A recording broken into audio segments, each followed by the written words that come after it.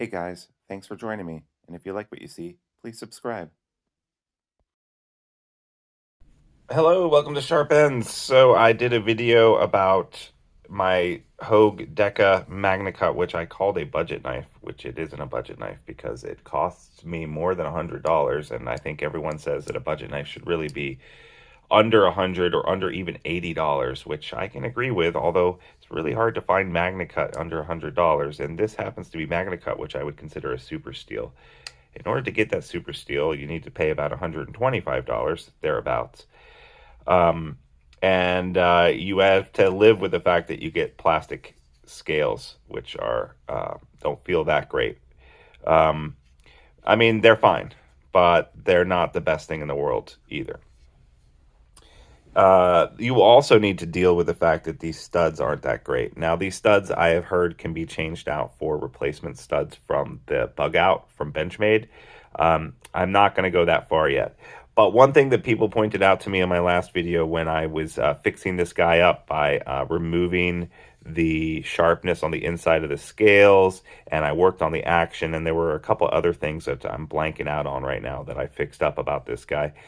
People said that I really should just go ahead and get the OG goat upgraded scales. And I said, well, that's kind of like putting lipstick on a pig. And what I meant by that was that this is a great knife. It's fine, but you know, when if you had 65 to 185, what you're talking about right there, you're getting real, or 125 to 65, or maybe it was $70 with shipping and everything. You're getting close to $200. And if you're getting close to $200, for $200, you can get some very good knives.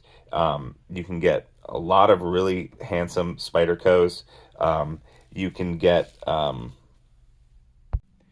so these are aluminum scales. They're buff coated, and this pattern is the shark's tooth. It's got this nice jimping on top. It's going to be nice and strong. It was machined here in the U.S., and you see here the symbol that says Original Goat OG, right? It comes in this nice little plastic or bag here. It's a synthetic material, but it looks pretty nice if you're a fan of purple, which I actually do like purple, although I don't necessarily wear it, but I don't mind looking at it. So this is where it's going to go on. This is for the version 2, right? So let's see how this ends up looking. The black hardware and everything, it might look pretty nice. This is I got the version for only right hand tip up carry, so it only has the holes in the one side, not in the other side. Like, all right.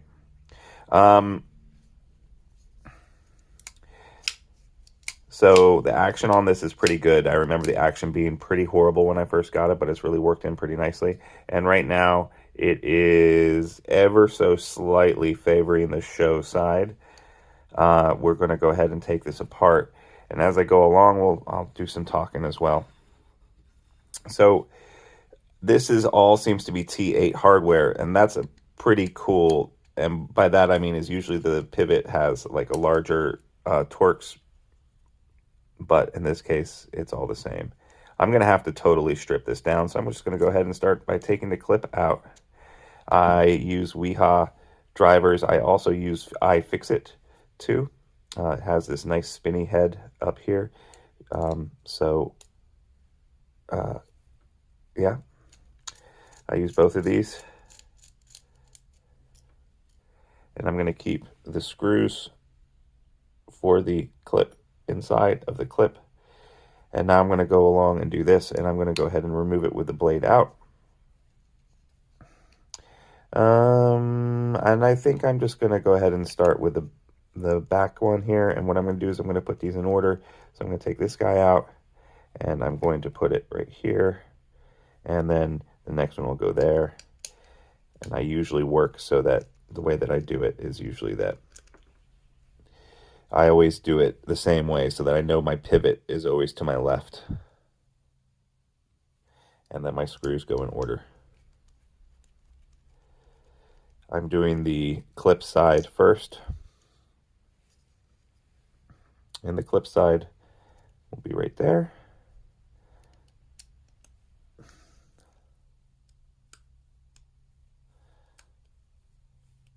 you do not want to strip these insets, so you want to be able to apply nice firm pressure when you do this.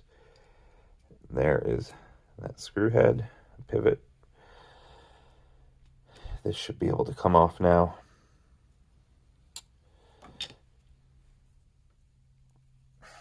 And now I'll be able to just pop this pivot out. I'm going to use a spring tool from my watch toolkit.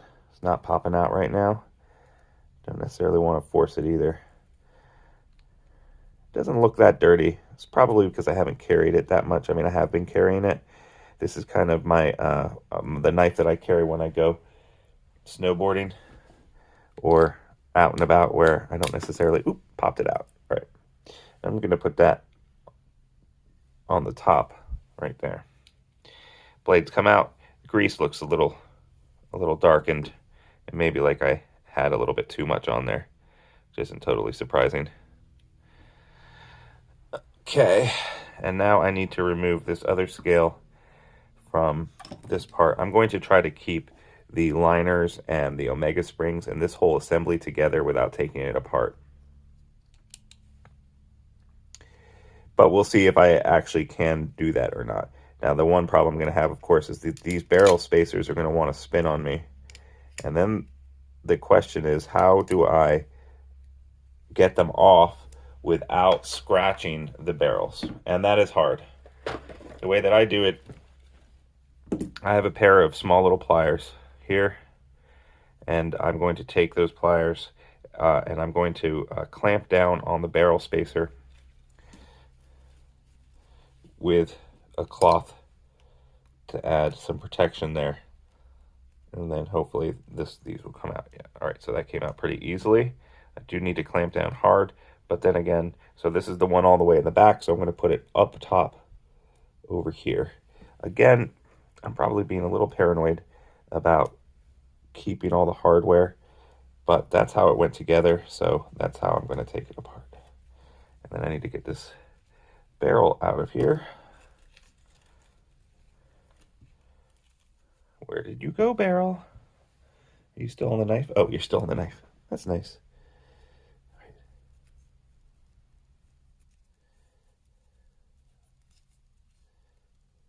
Why aren't you coming out, barrel?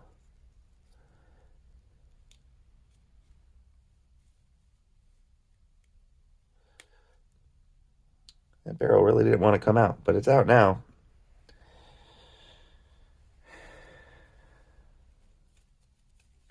That barrel came out much easier. And finally this one, which is going to be hard to do, and I'm going to try doing it without the cloth. Hopefully I don't scratch it up too much.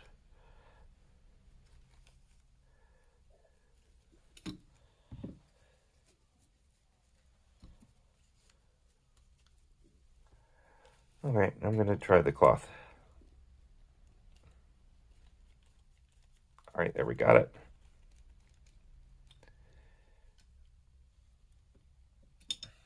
All right. So it's apart.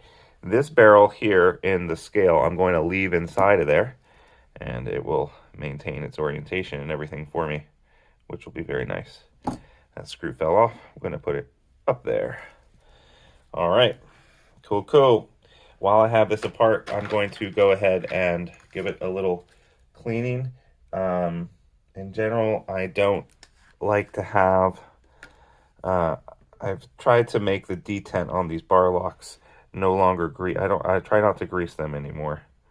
So I'm going to use alcohol to get this all out of here. Some people say that it can create lock stick to have your bar locks, I think that's the nomenclature we've all decided to call them, have them greased. And now I'm trying to get inside of here to make sure that where the washers go inside rest is also nice and clean. That's clean. And now I'm going to take my cloth and I'm going to take some alcohol on the cloth, and then I'm just going to take the bearing, the washer, phosphor bronze washer, clean it off. One of the things that I did the last time on this, when I was fixing this up, is that these washers, are punched out of a tool and are actually not flat. They're actually a little waffle shaped or cone shaped. So I sanded down some of the edges to make the action a little bit better.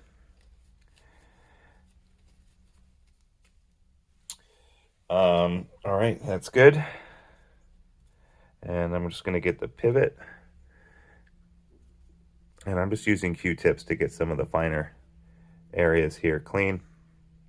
And you can see that it was kind of dirty. That was the grease picking up some dirt from my pocket and stuff like that. Perfectly normal. I've been trying this new grease out lately. Hops number 9 I got from Amazon. I think it cost $7 or $8 instead of the knife pivot lube, just out of curiosity to see if I can tell the difference between the two. Hops so far has been doing well.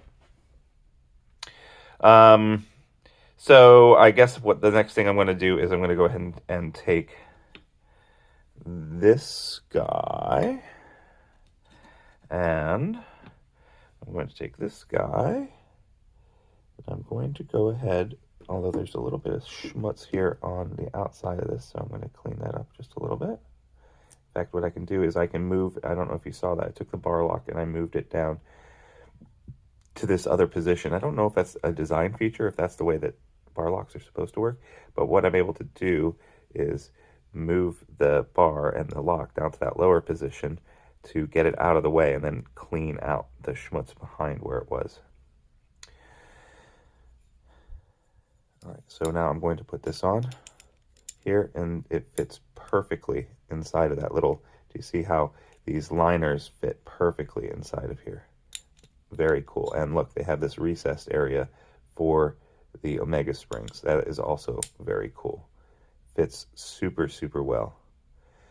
And now I'm going to go ahead and put this screw in here. I'm going to take my lock bar tool, or the spring tool that I have, and I'm going to take the little needle of it. I'm going to take just a little bit of light Loctite, and I'm going to put it inside this barrel here. And while I'm here, I'm just going to go ahead and put it in the other side. I tend to put it in on the threads, the insert of the threads, rather than the screw head itself. That's just the way I like to do it. I don't know if there's a right or a wrong way, but that's the way that I do it.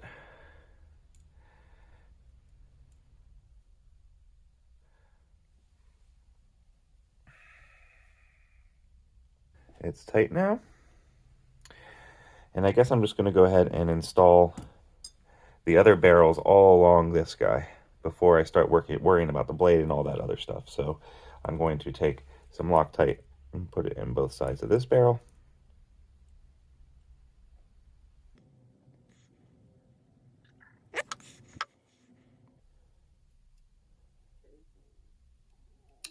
Ooh, my stomach is making noises. Sorry about that if you can hear that on camera. Apparently I'm either hungry or I ate too much. But it is definitely singing. Here's the other barrel. One more barrel. You can see that the oils from my hands are already starting to make the scales look a different color. They're going to age and patina a certain way, and that's just part of owning metal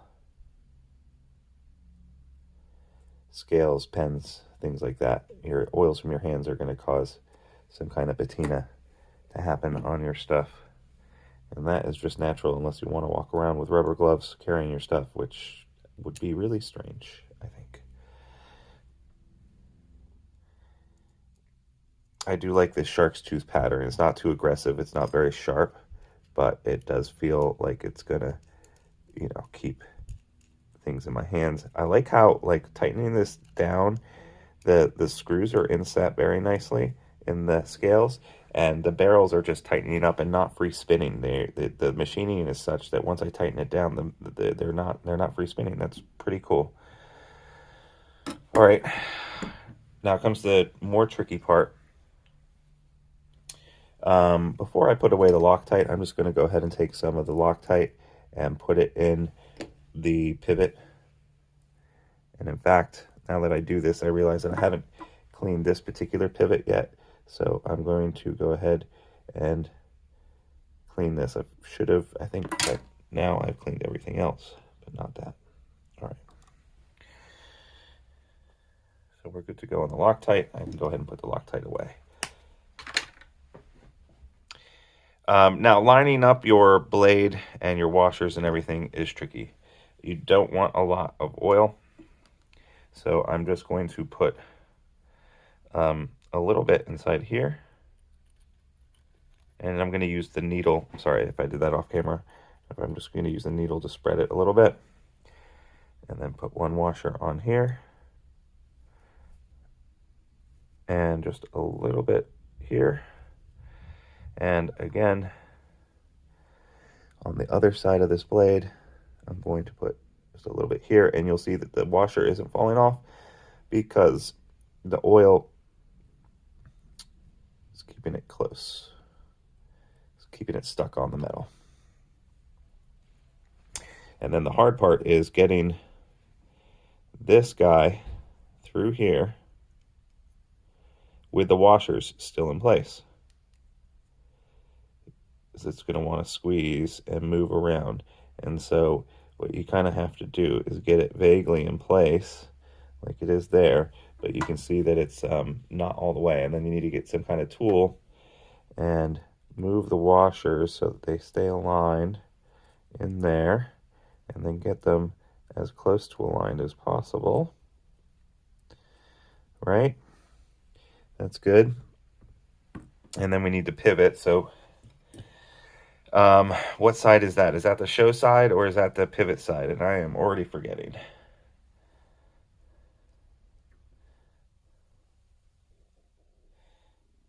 So this is going to be the show side. So the show side, I want the flat side, not the screw side. So this goes in here. And then I have to line this all up some way so that eventually the pivot goes all the way through.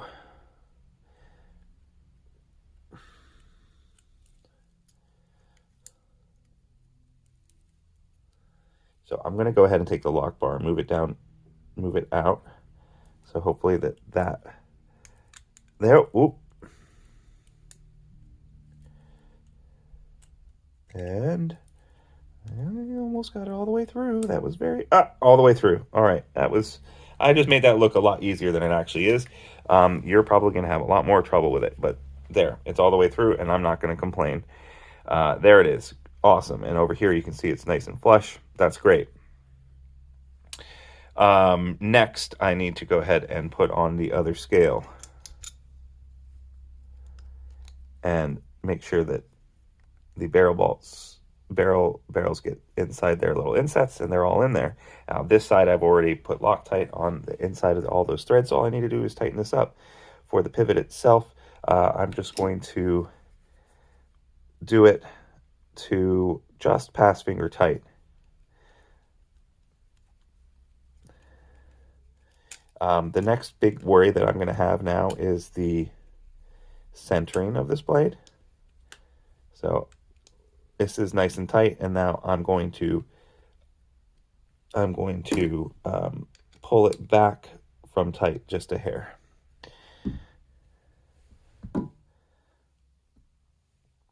And working from my pattern, I know that this guy goes here.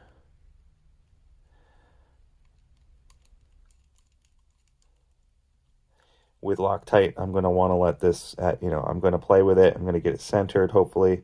I'm going to go ahead and tighten this down, being optimistic that it is centered. And if it's not centered, then I will show you how I center.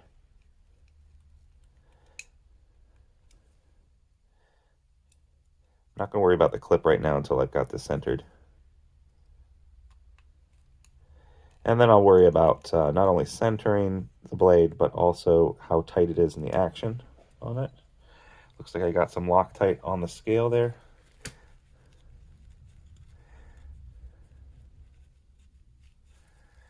discoloring it a little bit, but it's fine. So very tight right now. What is the centering like? Centering is perfect. So let's just try loosening this to get the action a little bit more drop shotty.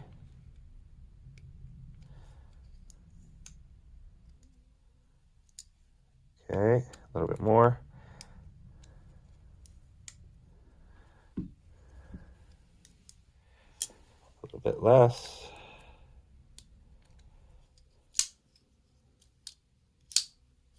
All right, now it's drop shutting and flying open. And then is it wiggling? It's wiggling just a little bit, so I'm going to tighten it back up just a smidge.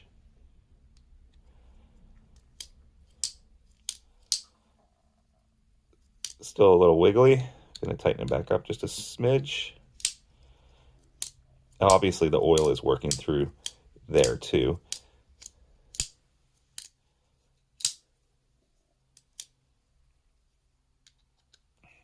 And how is the... Oh, now it's no blade play. Okay. Well, I can tell you this feels really nice in the hands. Definitely feels a lot stiffer. It makes the knife feel a little bit more rigid. I like the black accents with the white coating on the aluminum. Still don't like the thumb studs, but I can change those out. Although the thumb studs aren't bothering me as much as they were. And honestly, with this shark's tooth pattern on here, the bar lock texturing doesn't bother me as much. I really like this shark's tooth, and I like this jimping that they have on the back. The old scales do not have any jimping in here. And in fact, the inside of these plastic scales, they just feel really, I mean, they just bend, right? But also the inside of this was really sharp. This is chamfered all the way around really nicely. There's no sharpness on the OG scales at all. Yeah, that is pretty slick. I think I'm really happy with that. Is it worth $60? I'm going to find out by carrying it a lot. I can tell you right now that I definitely like it a lot more. Do I like it $60 more? I don't know yet. I could, though. I very much could. So maybe you guys are proving me wrong. Maybe these were worth it.